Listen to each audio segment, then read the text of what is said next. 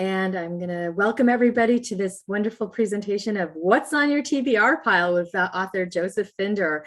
And we are thrilled to be doing this series. My cohort, Laura Villamot from the Framingham Public Library, will be taking notes. And we will be hearing all about what Joe's been reading and recommending in just a minute.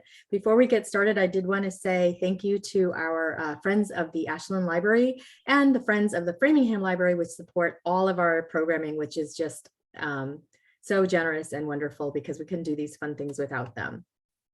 And we are recording and we are live on Facebook. You can put your questions in the Q&A in Zoom, and you can put your questions if you have them in Facebook, and I will be moderating those with Joe as we go. Please use the chat for any comments, like let us know where you're coming from and how you heard about this program and how much you love Joe's books, anything like that. We're good with it.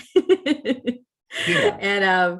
And we will get started now. So Joe Finder actually has been to both of our libraries, both in Framingham and when I used to work at the Bacon Free Library in Natick. So I feel very lucky to have you here tonight, Joe, because I feel like it's been a few years and you've probably done amazing things, in the last few years.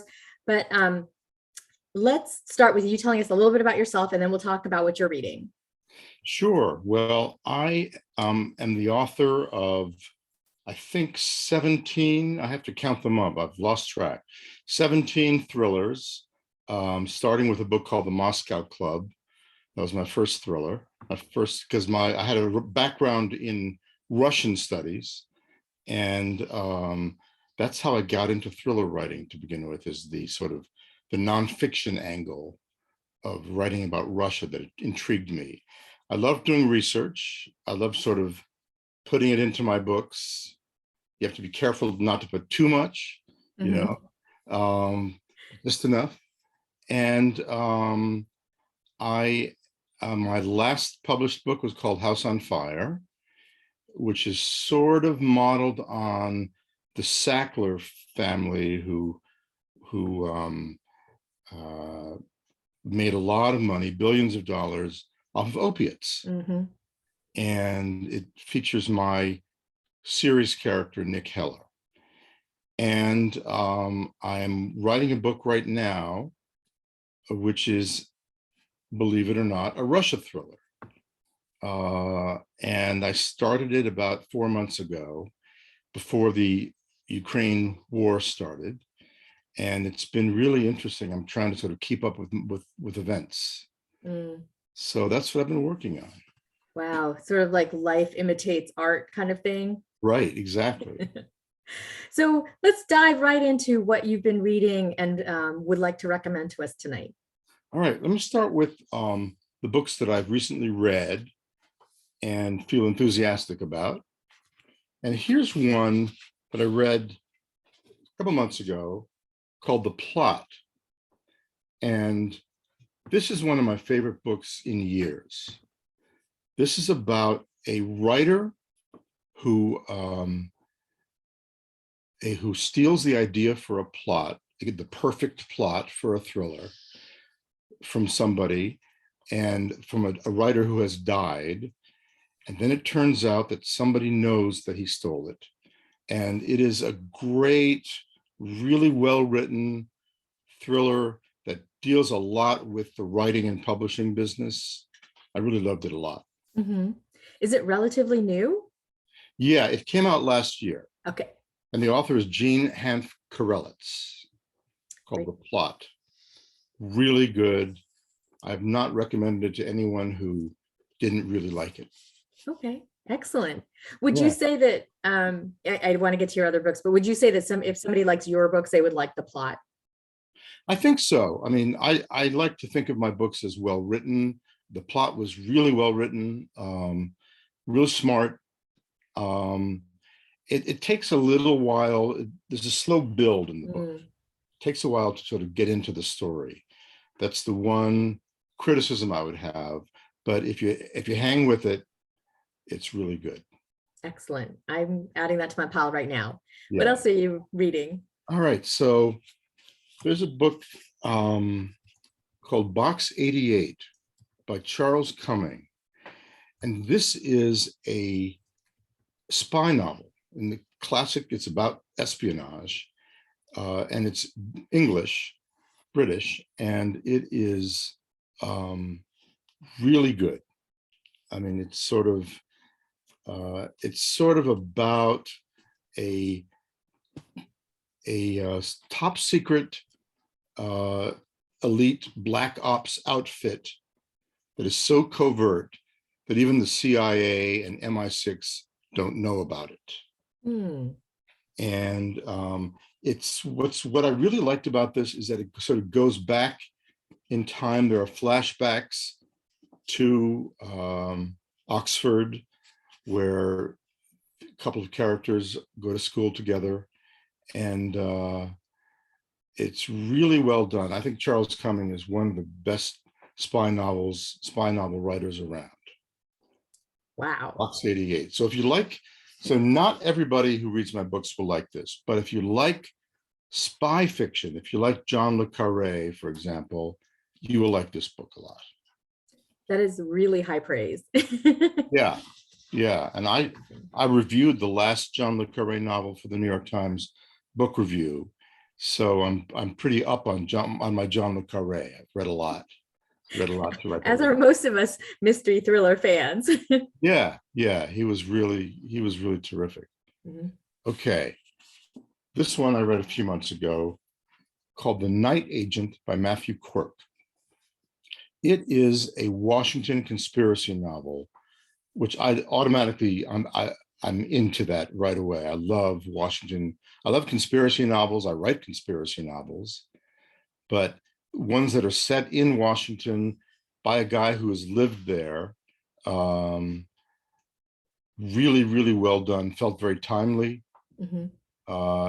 It's in the sort of Ludlum and David Baldacci and John Grisham real estate, that territory, I should say. So The Night Agent, and I know this is being filmed right now as a TV series. Mhm. I forget who it's for. It was either Hulu or Apple TV, but it's going to come out probably in a few months as a TV series, and you should read it first. The book's really good. Absolutely. I 1000% agree. Always read the book first. Yes. I did hear that was going to be a TV show, so I was really glad that you pulled it up. Yeah. Okay, now here's another one that I also read recently, which you've probably heard about, called Magpie Murders by Anthony Horowitz. Really clever, because what he does is he takes the protagonist is an editor who has a manuscript from one of her writers that is a classic Agatha Christie style mystery novel. And it turns out that the mystery novel involves something that's going on today. So it's really two books in one. It's this classic Agatha Christie mystery style, really very Agatha Christie style, and a contemporary novel that is the shell of that book. Very clever. Horowitz is a terrific writer. He's done a bunch of YA books. He's really good. If you like Agatha Christie, you'll like this a lot. Who doesn't like Agatha Christie? But Yeah. I also like the fact that that's not a new book. Like, that's something that you might have picked up like along the way and read recently. Yeah. I mean, I sort of try to catch up.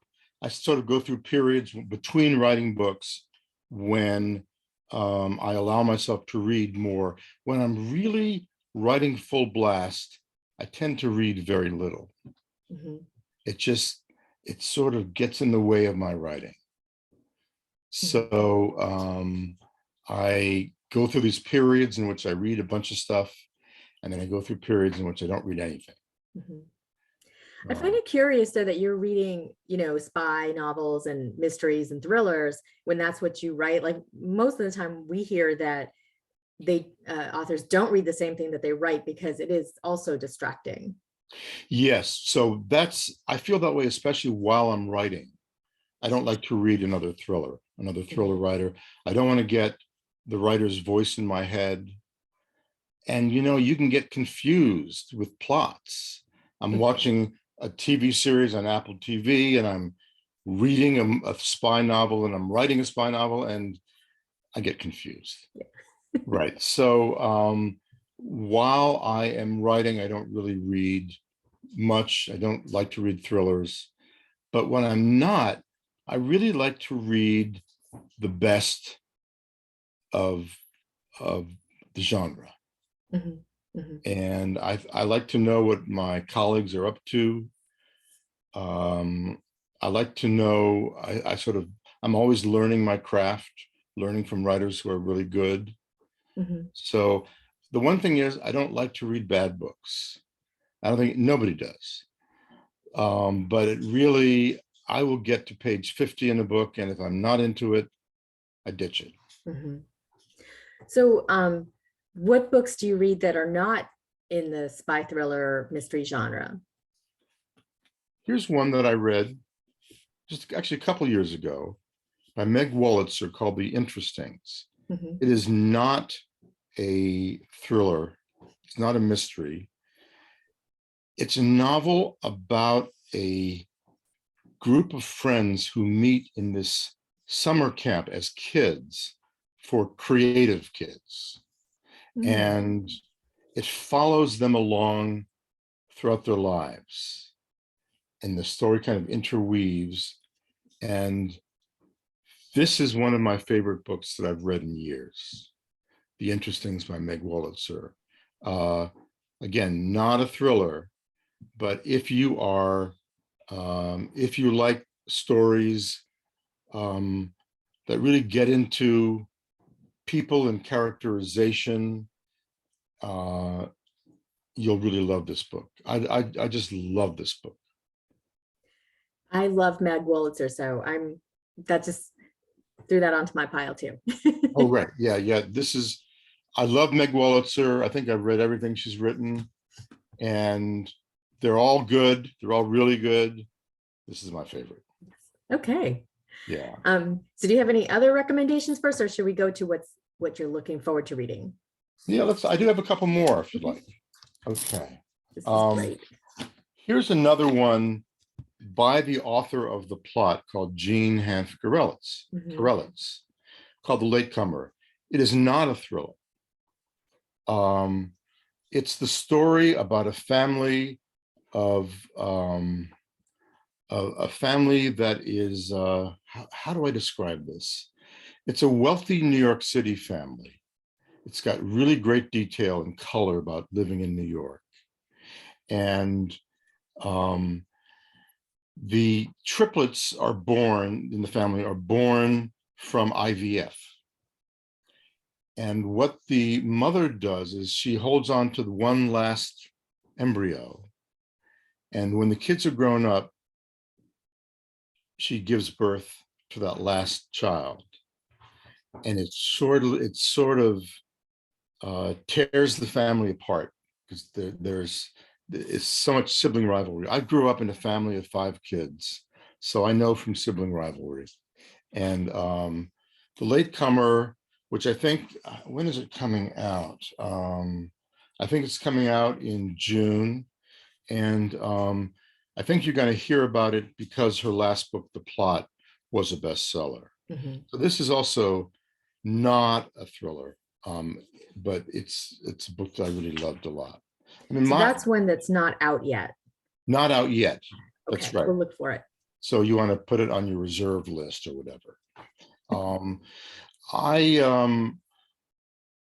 am sort of picky about what I read in the sense that I need to be engaged. I want it to move fast enough. I'm used to writing thrillers and reading thrillers. If I read a book that's not a thriller, I still want it to move quickly. And that one actually moved pretty quickly.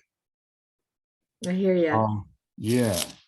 Now, another book that I really want to recommend, it's called Child Zero. This is coming out in a few weeks by an author in Maine named Chris Holm. Chris has written several thrillers, all of which were really good. This one is his breakthrough book. I believe this is the one that's going to bring him to the attention of a wide readership. It's very much reminiscent of Michael Crichton. So it takes place in the near future. It's not a future thing, but it takes place in the near future when antibiotics no longer work. And there is a pandemic that spreads widely, and like all pandemics do. And it's so well done, really exciting. And Michael Crichton, the great thing about Michael Crichton was he wrote about science in an authoritative way.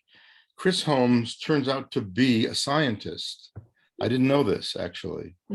I forget exactly what, but he writes with authority. Child Zero is really good. So I have to ask, do you think that people are ready for a book about a pandemic? Excellent question. And I read that. I started the book with apprehension, thinking that's the last thing I want to read about. But it actually gives you an interesting perspective on pandemics and how they are caught and treated and what you can do when antibiotics no longer work. It's scary. The book really sort of gave me nightmares. So if you are the sort of reader who gets scared too easily, probably you don't want to read it. But if you like Michael Crichton and that kind of that sort of thing, Child Zero, I think, is really good. I might wait a few months on that one, but I will read it. Yeah, no, I understand. The pandemic thing sort of, it's tough. Well, it's interesting because mysteries and thrillers can be so dark, right? But people love them. So, there's obviously something there. Maybe, you can look at something from a different perspective. I don't know. What do you think about that? Yeah, I think if it gives you a new perspective, if it makes you think about things in a new way, then it's worth reading. And it's sort of, and it engages you. It feels like the guy knows his science. Oh no, you just froze. Oh, Joe, your camera just froze.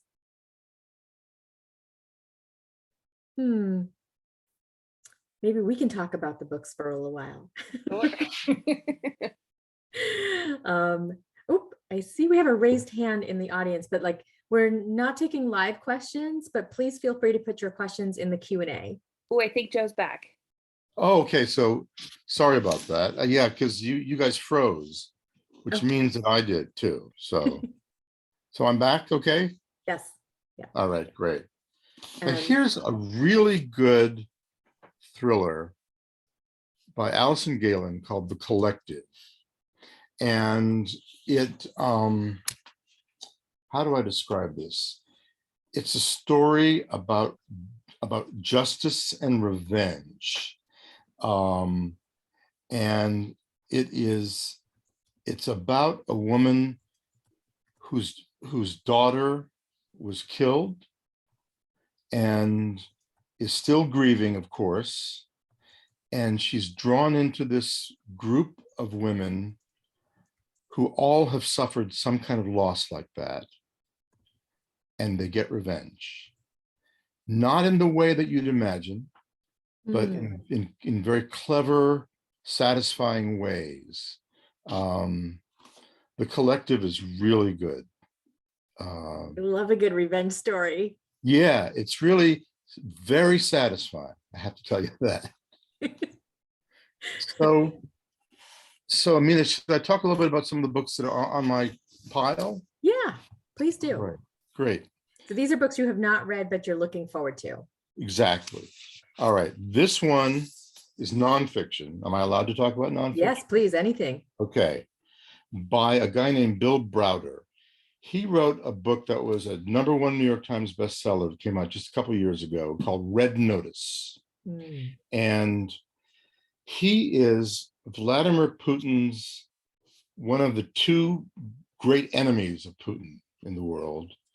He's an American businessman who went to Russia to make his fortune, made a lot of money, and then was cheated out of it. Mm. And Putin killed one of his business partners, and Browder basically would like revenge. And this is sort of inside story about how Putin tried to shut down his business. It's about money laundering, and it's about murder. I loved his book, Red Notice. It feels so timely with the war in Ukraine, and I'm sure this is going to be really good. All right. Here's a classic. I know it's going to be good because I've read all of his books. Michael Connelly, The Dark Hours. Connelly, who is a friend of mine, is a terrific writer, and he really writes cop dramas in a way that feels so natural and authoritative, and really his books, I've never been disappointed. Mm-hmm. Michael Connelly always delivers. So haven't read it yet. I don't know much about it, but it's a serial killer novel, and Connelly always does a great job. Mm-hmm. So that's what I'm looking forward to. He's what I call an auto-buy author. Yeah, Yeah. auto-buy. You just sort of, he's good. No question about that. You put him on your list. Yep, absolutely. Now, here, you asked me about books I read that are not thrillers. Here's one that I haven't read yet. Oh. By Jonathan Franzen, who is one of my favorite writers. He's starting with The Corrections. I didn't like his earlier books as much as he sort of grew into this talent that he has. Mm-hmm. I don't know much about it, but they're all of his stories are about families. And that's the one thing that's the one unifying thread in the books that I read. They're all in one way or another about families. So this is called Crossroads by Jonathan Franzen. And I've heard from friends who've read it that it's really good. I think Franzen is one of our best writers. Mm-hmm. Not a thriller writer, but I read him anyway. Well, you're allowed to read other stuff. Yeah. And then at the bottom of my pile, the bottom only because it's on the bottom physically right now, but he's an auto-buy too. Harlan Coben always writes fast-moving, twist-filled thrillers. I've gotten to know Harlan through an organization I belong to called the International Thriller Writers, mm-hmm. and through the Mystery Writers of America. And I haven't read this yet, but his publisher sent it to me a few months ago, and I know it's going to be good. Mm-hmm. I just know that if Harlan Coben wrote it, it's going to have great thrills. It's going to have great twists. I really admire the way he plots. I mean, he really, he knows how to do a twist. And that's, I was gonna say, like, all of the mystery writers that you have mentioned tonight, I feel like write very tightly. Yep. You know, there's no loose ends. There's no, questioning at the end. And as you said earlier, they move along at a fast clip because right. they're so tight. Right. And I've learned as a writer that it's actually not easy to make a book move fast. You've got to work at it. Mm-hmm. And you've got to cut, and you've got to sort of make things sort of spare and economical. Mm-hmm. And yet you've got to grab the reader by making them care about the characters you're writing about. Mm-hmm. So there's a lot that goes into making a book move fast. It's not, I used to think before I started writing that a fast book was written fast. Mm-hmm. It turns out not to be true. It's sort of, it's it's hard writing. Hard writing makes easy reading, I think, is an Mhm. old saying. Yeah, Um, I can imagine that you have to put a lot of thought into how to make it just the right balance. yeah, yeah. Harlan Where- Coben's always funny too. And I had an agent once who told me that humor works against thrillers. And Harlan Coben proves that's just not true. Mhm, The humor can really enhance a thriller, can make you really love it more. mhm. Right, because you need a break from that like Heavy, constant high, right? yeah, and the tension. The tension. The humor sort of alleviates the tension. Just like it does in real life. Right, exactly. Yeah. Yeah. So we're almost out of time, but I wanted to ask you really quickly what authors have inspired you to write? The authors who inspired me to write thrillers it's a pretty wide range, but I'll name some of them right now. Ken Follett, I read Eye of the Needle, Hmm. and I just thought, I want to do something this good. I don't write historical like Ken Follett does, but Ken Follett, Eye of the Needle. Uh, Frederick Forsyth, Hmm. who wrote The Day of the Jackal, which is one of the greatest thrillers ever written. And Robert Ludlum, who is a master of plotting and making things move really quickly. And he writes conspiracy novels. Everything's a conspiracy in a Ludlum novel. And I also was inspired by Graham Greene, Mm. very different writer, Graham Greene, um, and by John le Carré, who I thought both of whom wrote spy novels, thrillers that were really terrific, so well done. Hmm. So those are the writers that most inspired me. It's a wonderful, wonderful group. So tell us a little bit about, you had started talking a little bit about your next book, which is coming out, I think, when did you say? It's coming out next year. I'm Oh, actually next still year. writing. Okay. So I'm still writing it now. Yeah, the most recent book that is published is called House on Fire. Mhm. Um, I am now. It's funny. I had kind of a log jam of two books. I wrote one book, wasn't happy with the way it turned out, and I gave it to my brother to read, who's my first editor, who said it needs another draft. So I put that down when I got the idea for this Russia thriller that felt so timely. And it's going to bring me back to what started my career in the first place, writing about Russia, writing thrillers about Russia. Mhm. Now, am I allowed to say that you were in the FBI? Well, that's not true. I wasn't in the FBI. So I won't say it because it's not true. And that's the one problem with that. Yeah. Yeah. Yeah, it would be a lie. So, Right. but you were Right. in some intelligence organization, right? I belong to an organization called the Association of Former Intelligence Officers, but I was not a former intelligence officer. I was allowed to join because I write about intelligence, Mm. write about spies, and have a lot of friends in the CIA who sort of are my sources for my Mm. books.